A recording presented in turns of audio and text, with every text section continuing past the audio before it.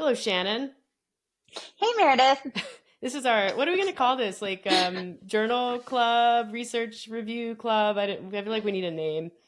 Nerdy nutrition folks unite. Nerd out hour, something like that. Something like that. Yeah. I was glad you were game. I like I consume research. I think probably like you do, just sort of to stay up to speed on various topics. And sometimes I try to talk to Alex about it, and she's not quite as interested as I am, or at least not in the way that I sometimes speak about research. So I'm glad that we can connect on this shared interest that we have. Yeah, we both have a lot of balls in the air, and I try to stay on top of it as much as possible. But often I feel like, I miss some interesting studies, and I feel like having a consistent meeting with someone that shares an interest will help me kind of stay more up to date on what's going on in nutrition science. So I was psyched you were game. Yeah, yeah, and obviously like important for both of us for different reasons. We work kind of on the implementation side with people and athletes, and you're obviously with Gnarly Nutrition, and so you're on formulations and just kind of also working with people more indirectly. So I think it's good to stay in the evidence when you're holding yourself out as evidence based, which we both do. So Yep, yep. you sent over this research a few weeks ago, and we're kind of like, hey, have you seen this? And I was like, should I have? Like, I was like, this feels really important. I haven't seen this one yet. And I think it's what kicked off this interest. So, but it's about sodium replacement, which is something that anyone who dabbles in sports of any kind, but definitely endurance, has some familiarity with sodium replacement because it's talked about all the time. There's lots of different products that are out there, and there's certainly at least it's communicated that there's a big performance benefit to sodium replacement and doing it well. So I thought maybe, given that you're, the formulations expert, you're the supplement expert, maybe you could run through sort of the background on sodium replacement theory in sports, and especially endurance sports, and kind of where we're starting with this conversation. Yeah, sure. I mean, I also want to mention that I think also an interesting piece of this is how accessible measuring your own sweat sodium concentration now is, and how people use that information. That was also something that I think, along with variations in what products are out there and their sodium contents, also makes this study particularly interesting. But although there is a ton of research on electrolytes in general, and there's not a lot of consensus on sodium replacement during exercise. And I think the goal that most people try to work towards is that we would want to maintain our plasma sodium concentration, given our body water levels during exercise. So, we're sweating, we're breathing, we're losing appreciable amounts of total body water.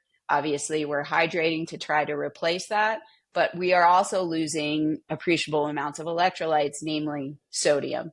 We do lose some other electrolytes, but relative to the amount of sodium we lose we lose like magnesium, potassium, and chloride in smaller amounts. So sodium is really what most people focus on. And I think also because of the concern around hyponatremia, which is the dangerous reduction in blood sodium concentration, and the significant impacts that can have on health. That is also a reason why maintaining sodium concentration via electrolyte replacement is really emphasized in terms of sports nutrition. Yeah, and I think a lot of people have a base understanding of sodium. Anyone who goes through Bio 101 is probably familiar with the sodium potassium pump, which is certainly an important mechanism for muscle function, but probably not the mechanism that really we need to be concerned about. I think what you alluded to there is where a lot of the research is focused, and it's on the impact of sodium on total body water, and how that is probably more impactful than any specific sodium related like cellular mechanism from a central fatigue standpoint. Yeah, yep. And how sodium also, I think people think, you just hit the nail on the head. People think sodium has a specific action, but really one of the most important things sodium does is just manipulate where water is in our bodies, right? Water travels along a concentration gradient that's primarily driven by solutes, which can be electrolytes, which could be, glucose, which could be a number of things.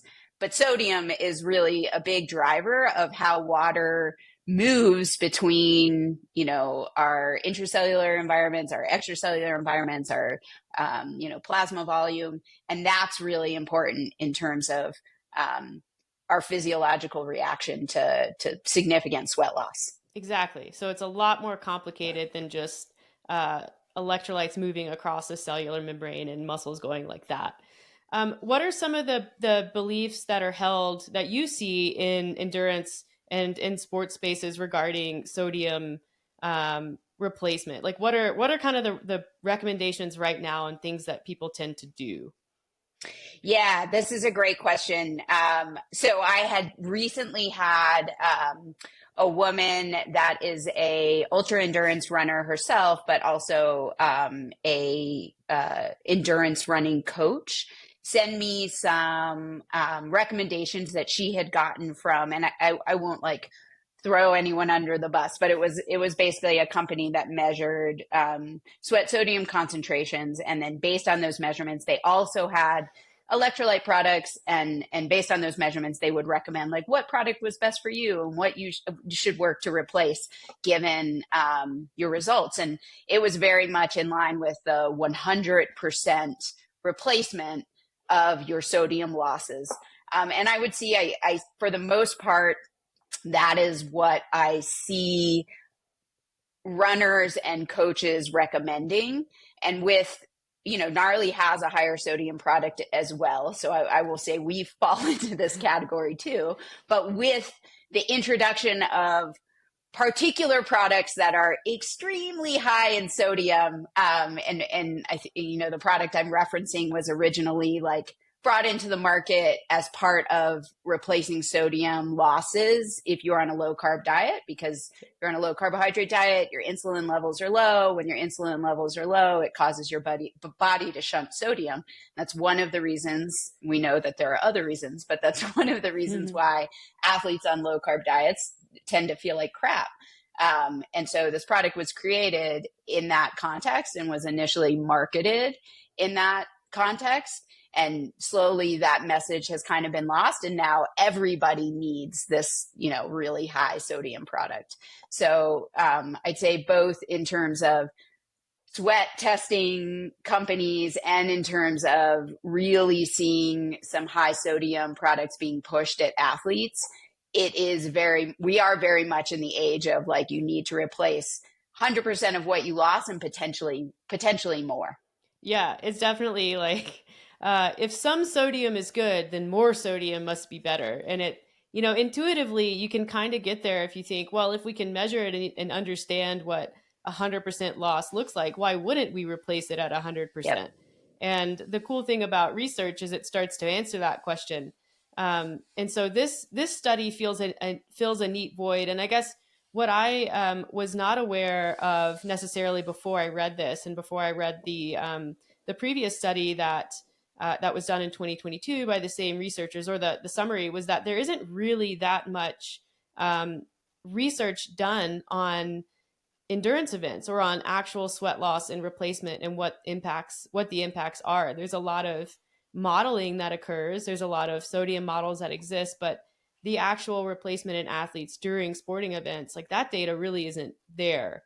And so this was maybe the third or the fourth study done on events that are longer than 4 hours, which is just mind blowing to me that research isn't out there. Yeah, I would agree. And I had listened to, so this study was kind of spearheaded, run by Alan McCubbin, who's a professor out of Monash University. And I first encountered Dr. McCubbin through a group called Fuel In. They do kind of nutrition. They have a nutrition app for endurance athletes and triathletes. And had connected with them and had watched some lectures he had given on YouTube. And at this point, this second paper that was the actual test hadn't been published yet, and he was just talking about his modeling paper. And I was floored at that point by what he was saying, which was that for efforts under 4 to 5 hours, that sodium replacement wasn't really necessary. And the whole idea behind this, I mean, it intuitively makes sense, is that as we sweat, one, we are losing sodium in our sweat, but the sodium that's in our sweat is about 1/3 the concentration of the sodium that's in our blood. And so as we're losing that sodium and significant amount of water, we're further concentrating our blood sodium. And so it isn't until we lose significant amounts of water, and we can get into those numbers as we talk through the more recent test of this, but it isn't until we lose a ton of sweat that we really need to think about replacing that sodium on a regular basis. So his cutoff in the modeling paper, I believe, was about 5 hours. And so, I mean, that's a 50K. That's like starting to get into ultra endurance activities, which was mind blowing to me. Yeah. I mean, I can think back to, I mean, that's a marathon. Like that's a marathon for most people. And I mean, I said this to Alex, and she was like, she just stared at me like, well, what do you mean? And I'm like, I'm just telling you what it says. So I think it really has a lot of people kind of scratching their heads and rethinking the role of sodium replacement in sports, especially with that 5-hour cutoff with his model.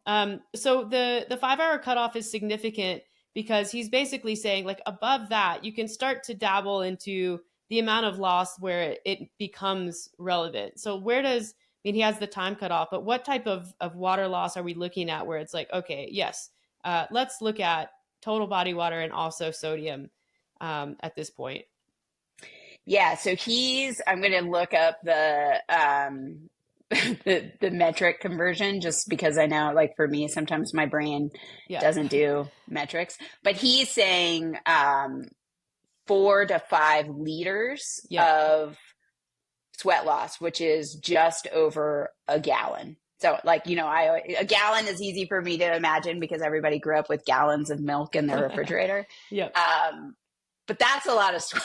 That is, I mean, I am a significant sweater. Yeah. But that's a lot of sweat to lose. And so, yeah, his cutoff is either like 4 to 5 hours, or, there might be, I have friends that, like, I'll look like I went swimming and they're completely dry, so there is a significant amount of variation in the amount you sweat or in the amount of water you lose when you exercise. And that's why it's so important for people to do like sweat rate tests, which are super easy to do. It's to get an idea of what your water loss in sweat is, given like in the environment currently, given your fitness currently, and then you can try to start to get an idea of, like, okay, if I'm losing a pound when I run for an hour, a pound is roughly 16 ounces of water. You start to get an idea of how close you are to something like, the 4 to 5 liters of loss that Dr. McCubbin is saying we really need to pay attention to. Yeah. And he's capturing sweat loss, but also, like, you lose some amount through like respiration and breathing. And so that's all captured when you look at essentially body weight change before and after any event. And it's funny, like, Alex she's a real heavy sweater too. Like, we can do the same thing and she's just like dripping sweat. And I sweat maybe a medium amount. So yeah, huge individual variation with water loss, definitely. Yeah. And it's so easy to do sweat rate tests that, it's one of the first things I recommend people do, because also, I mean, we briefly talked about hyponatremia, but that can be achieved 2 ways, right? In shorter distances, it's usually a consequence of just consuming too much fluid, even if that fluid has electrolytes in it. So like you could get hyponatremia from drinking Gatorade simply because you drank too much Gatorade relative to your fluid losses.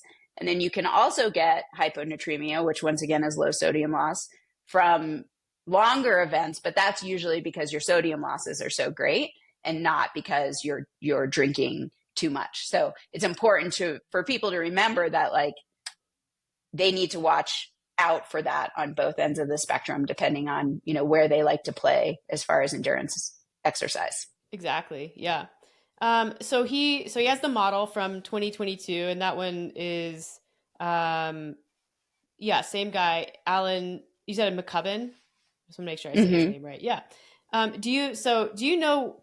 Then he has the 2023 research. Did he speak about that at all when he was talking about the model, or do you know like where? I mean, obviously he researches this, but where was his desire to do this particular study? Yeah, I mean, I think he's been working on sodium and electrolytes since he was a graduate student. So I think it's always been an interest of his. And I'm not sure when he started the model versus like publishing, but I do know when he's talked about the 2023 study with actual, participants, he had been collecting that data for a long time.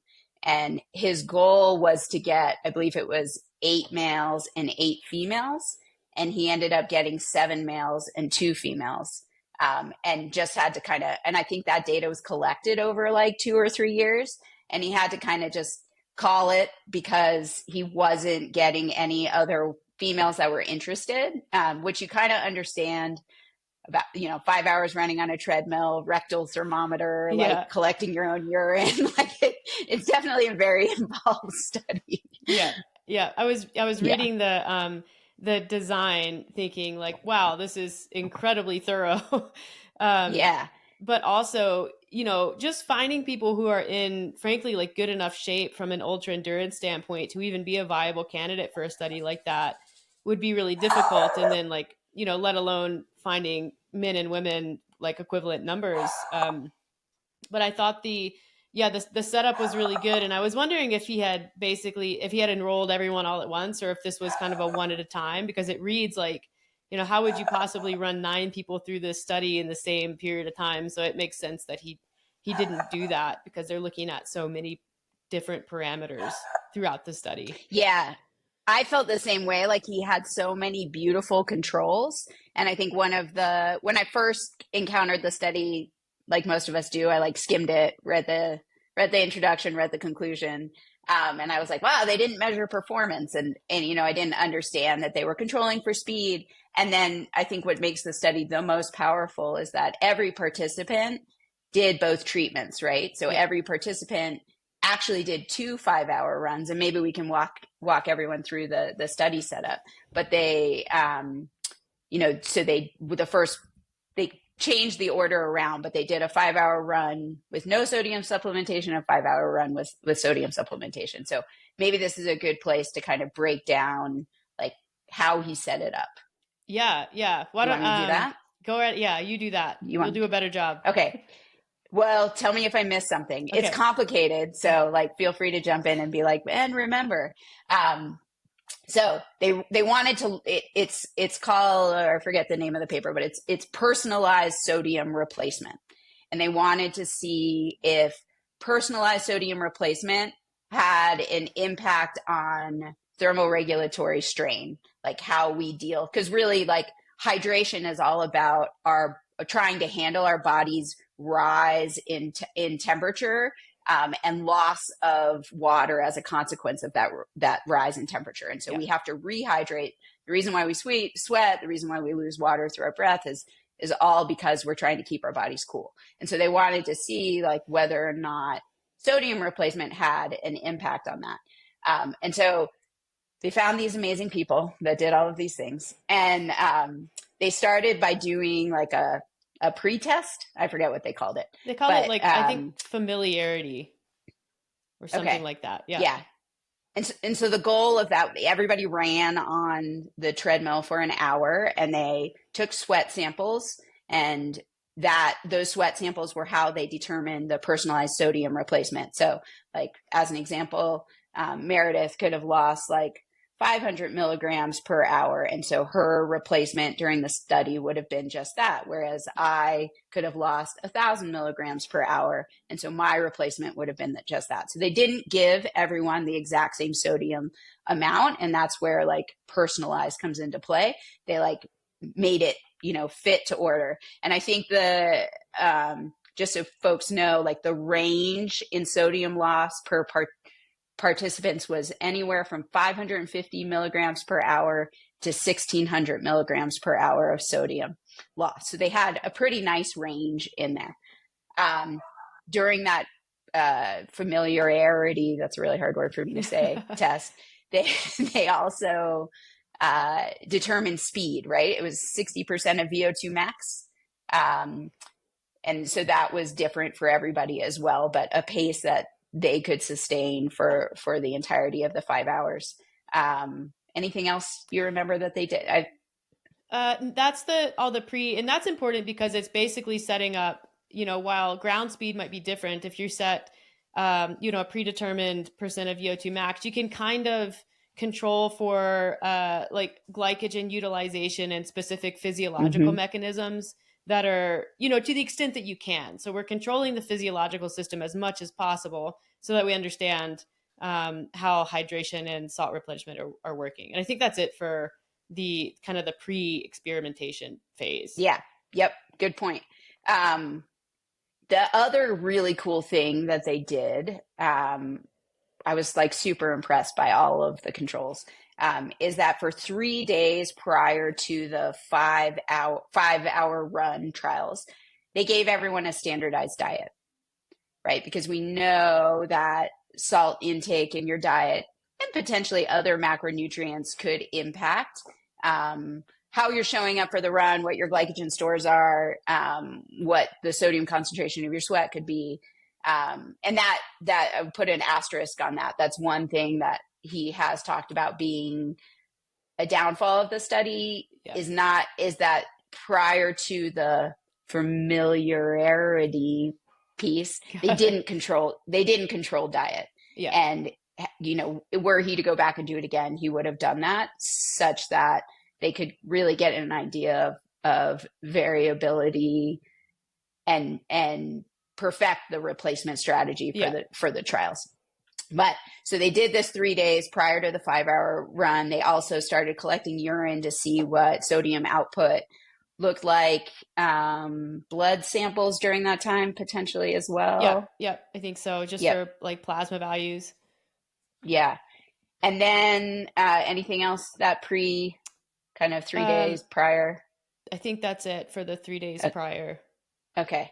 Then folks came in, rectal thermometer. Yeah, I was reading that like, oh my God.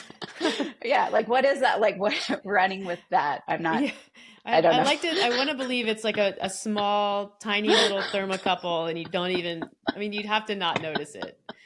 You'd have to not notice it. Yeah, 100%. But this was also a cool control is they like mixed up the order, right? So they didn't like say, okay, we're going to do the sodium trial first and then the placebo. They mixed up the order. And then at the end, they actually surveyed all the participants to see if they could actually guess which trial was which. And it was like 50-50. Some of them knew, some of them didn't, which I think proved that it was blinded. Exactly. And we wouldn't see an impact of placebo. But they delivered the sodium via capsules for those that are like, well, how did they not know? And I think the placebo is maltodextrin. Yep. And so they had evenly matched number of capsules. And, folks started running. And they took sweat samples and blood samples. Obviously, it would come off the treadmill for a short period of time. They tried to collect that as quickly as possible. They did provide the runners with a carbohydrate solution. And that delivery of those carbs, I think, were like base per kilo. It's like one gram per kilo per hour. Okay. Yeah. And then one of the things that they were looking to test was whether or not replacing sodium would have an impact on thirst, Yeah. right? Because that's one of the physiological mechanisms of higher sodium levels, is that it drives this mechanism for thirst, which is what, helps tell us we need to be hydrated. So they looked at ad libitum water replacement, which is basically like they let the people in the trial drink as much water as they needed when they needed it. Yeah. And that's confirming that belief that potentially high sodium intake during ultra endurance events can increase thirst and hydration and drinking to the point where you actually might induce some hyponatremia. So there's that counter effect that I think a lot of people are worried about. So this is kind of like, okay, let's capture that in the study too. Yep, 100%. And I believe, they were generally looking, I'm going to look at my notes. They were looking at fluid intake and thirst, sweat and fluid losses. So basically, water intake and water loss to establish body water balance. They were looking at intracellular versus extracellular water, plasma volume, osmolality of blood, which is really what drives that thirst mechanism. Yep. Blood sodium concentration, sodium balance, so balance of sodium in versus out in the urine, fluid. And then they were measuring aldosterone, which is kind of related to that thirst mechanism. Yep. And then the VEGF-C thing, I didn't really understand so much. Yeah, that was, I guess, something that can be measured in plasma, and they've thought that it's related to the release of inactive sodium to counter loss. So that's just, I think, a marker that they were looking at. Let's see if that goes up, and if it does, at the same rate that sodium goes up as well, maybe that's related. So that's what they were measuring there. Yeah, and that makes sense because I've heard him say that one of the things he's curious about is we actually store sodium in like our bones and our skin, and whether or not those stores are something we tap into during exercise. Exactly. Yeah. The same way that birds tap into calcium when they're migrating. Yeah, we've talked about this before. Yeah, I love that. Cool. So yeah, the beauty of the study were all of these controls that they were matched. And so statistically, it was a small sample size. But because of the match, each participant doing both treatments, the statistical power is actually pretty strong. And so they could look at the different responses between total sodium replacement or close to and no sodium replacement. And then they could also look among the participants, the impact of time. So like what all those measurements looked at, at 1 hour, 2 hour, all the way up to 5 hours. Yeah. And in both conditions, like you said. And what I love about this, this is a guy, like you said, who has made his career understanding sodium and salt. Like he's probably the salt guy. And so they were able to come into this study with some pretty well-developed hypotheses of what they thought they would see. And I guess to kind of spoil it a bit, they didn't necessarily see what they thought they would see, which is pretty neat, I think, from a science standpoint. You kind of got to love when that happens. Yeah, right. Because it probably, in my mind, like it would lead to all these other questions or other studies that you would follow up with, which I'd love to talk to him about, like what's next. But should we go through kind of the results? Yeah, I think that's let's do that, and then the conclusions that they draw and what it might mean. Yeah. So one big one was whether or not replacing all your sodium losses would lead you to drink more water, right? Yep. Nope. Didn't happen. There was no difference in water replacement. And then because there was no difference in water replacement, there was also not much of a difference in water loss. Yeah. So total body water balance was roughly the same. And it was like 1.9 versus 2.4% body mass loss. And the difference was not statistically significant. Nope. No effect on body temperature. Yep. So along with that, no effect on perception of effort, no difference in rating of thermal comfort, no difference in thirst, no difference in salt craving. And then they took some of those variables and combined them into like a thermoregulatory strain measurement. Yeah. And there was no significant difference of that either. Nope. Yeah. So really it's a lot of that's like when no Alex effect. was like, well, I think, and this is kind of, that as someone who does endurance events, and I'm sure you can relate to, like, there are moments where you have a, like, kind of a craving for salt. And how much of that is conditioned. So you're kind of like, well, wait a minute, like, what is that if it's not an actual need and if it doesn't make a difference? And it may just be that we don't know yet. And that's probably the answer. It may be there for a reason and just not the reason why we think, but the body water is kind of the interesting one, because I think that's the mechanism that I think they were probably expecting to see a greater impact with. Yeah. And there's this, have you ever heard of the Science of Ultra podcast? Yeah. Yeah. It's awesome. Like totally nerdy. I love it. He stopped doing it, which I was totally bummed, but there's this, have you listened to the 2-part series on hydration? It's been a while though. So it's like, I'm going to murder their names, but Sam Chevron and then Robert Kenefick, who are both PhD researchers in the military. And those guys were the first, when I heard those 2 episodes or podcasts, they were the first ones I heard say, like, you actually don't need to replace sodium actively via an electrolyte replacement. Like, a lot of the sodium, if you're eating salty foods, is probably enough. Yeah. And one of them, I forget which, one of them is an ultra marathoner, and he was like, I just drink water. But I make sure to eat salty foods as, my body craves them. Yeah. And so I was reminded of those podcasts when I was reading these results. And just floored, I would have to go back and look through their research and see if they had kind of started addressing this question, or had just via the modeling research, like you had said early on, that's been done on this, had made that conclusion, based on that modeling.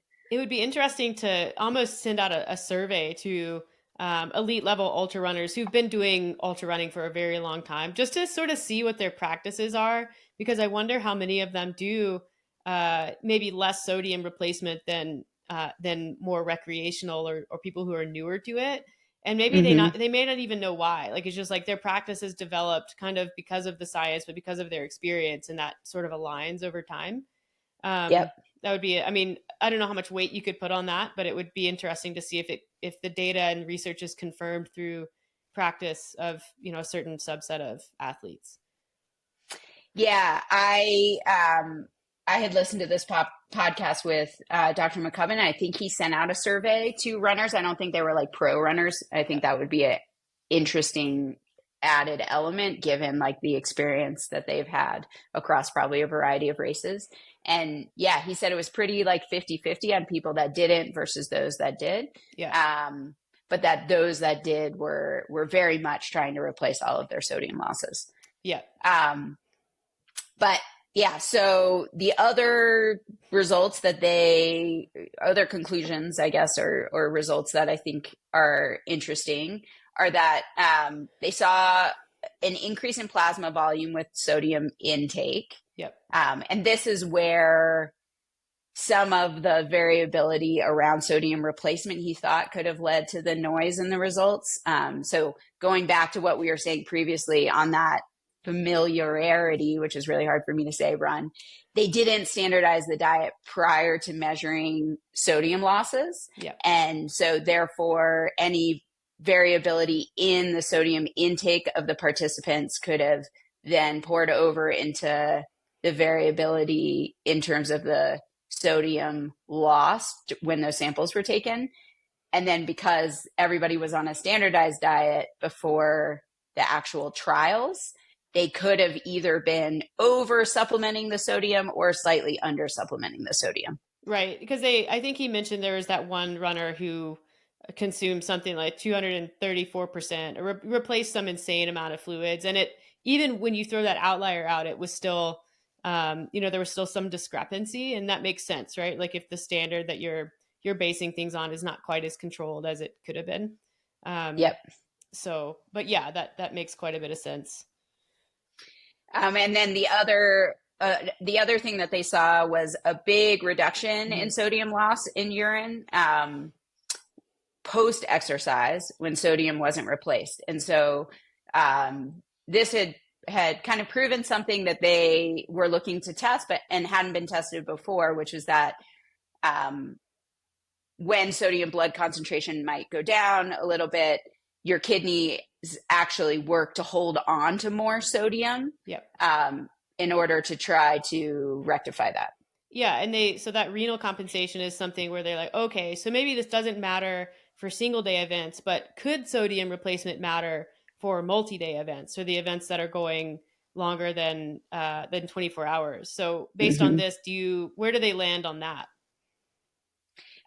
He said that, I had notes on this, that with multi-day events, consuming more sodium both during exercise and post-exercise was going to be an important strategy in order to make sure that you're ready and hydrated ahead of your next effort. Yeah, but still probably not up to that like 100% replacement. Like there's not a lot of evidence that supports that you need to go there.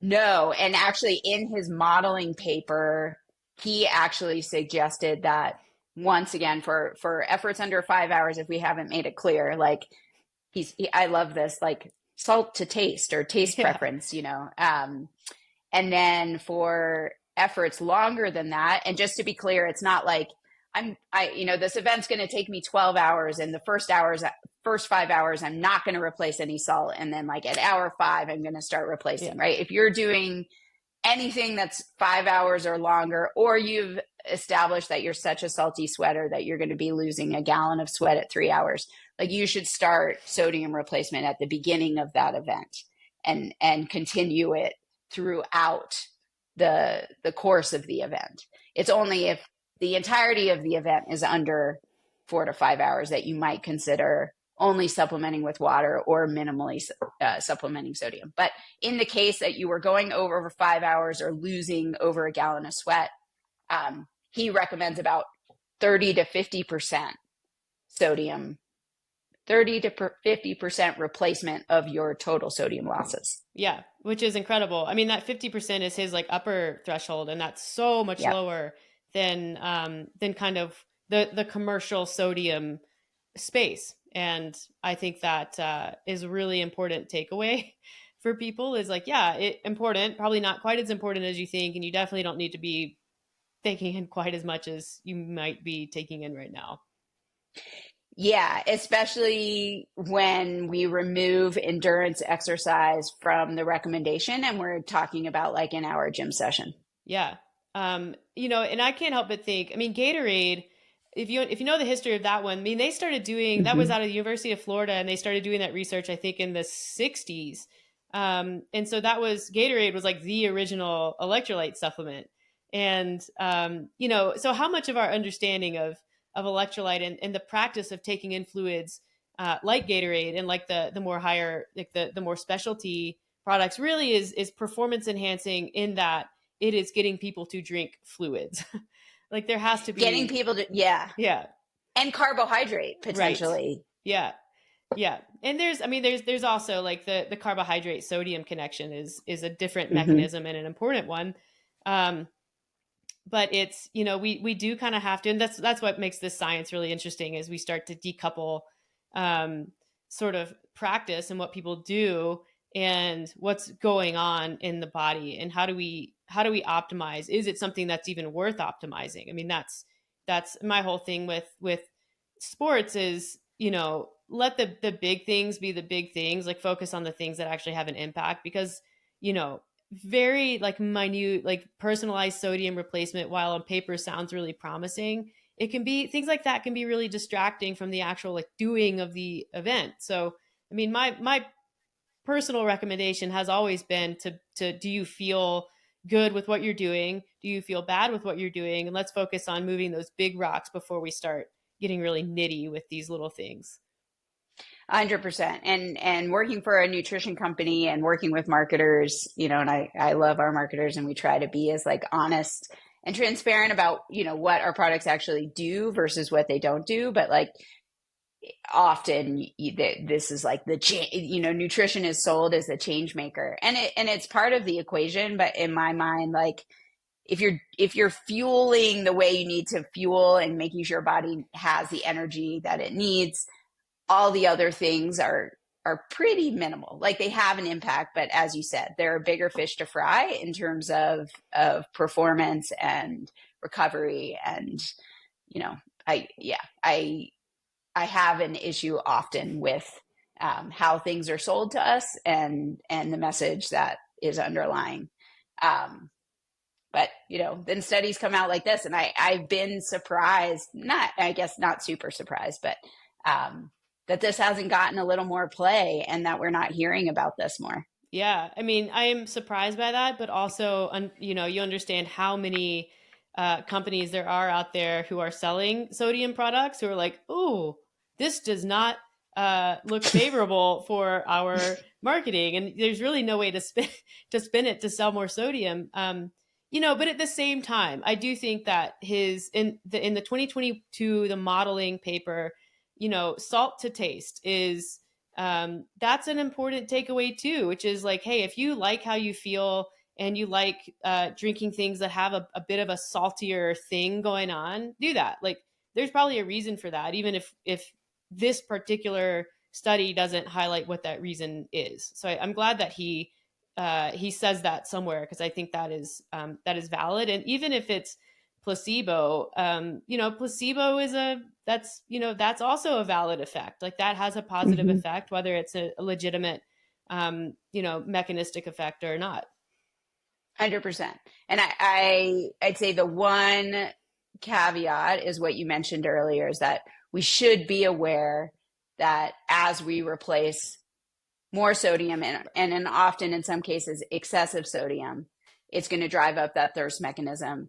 And that actually counterintuitively could get us into trouble with hypernatremia. Right. Yeah. And that was another limitation that he called out in this study, was that because sodium was delivered with capsules, you don't get that taste on your taste buds.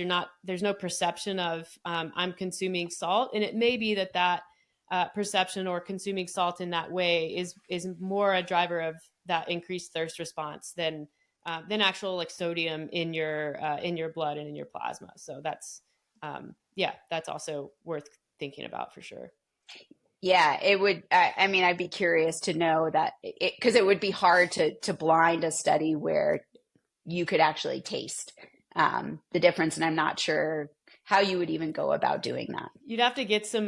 So I used to work but one of my research labs was in a food science building at NC State, and they had this amazing sensory lab because they work with companies like McCormick and these really big spice companies. And so a lot of the work there is on actual, like the way your taste buds are and the way that your brain perceives certain sensory effects from food. And that's important research because of it has implications with cancer patients and getting, you know, and working around food aversions. So you could probably do it if you were able to sort of engineer something that can stimulate that part of the brain without actually like taking in sodium. So I wonder if maybe going that route would be a more effective way to do that research. Yeah, I hadn't even thought about that. I mean, stimulating the umami like flavor sensors or something like that. Maybe I'll shoot them a note, see if they've thought about doing that research, because it would be interesting to see what drives thirst and what does not drive thirst. Yeah. Well, I mean, I think in an hour like nutshell summary, that's the study. I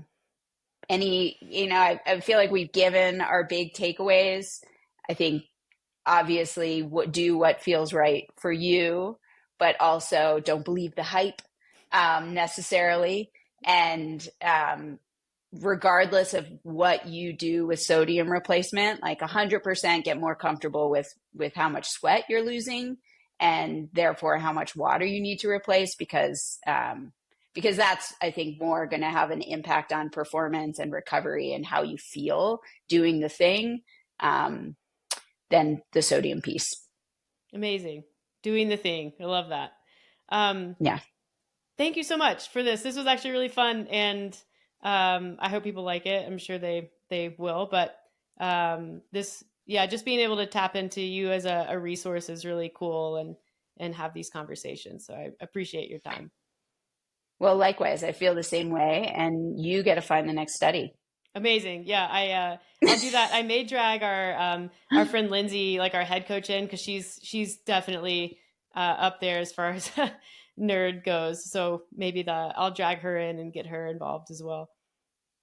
Nutrition Nerds Unite. I love it. That can be the name of the club. All right. Sweet. Shannon O'Grady, Gnarly Nutrition. Thank you for your time, and we'll see you guys on the next one. Thanks, Mary.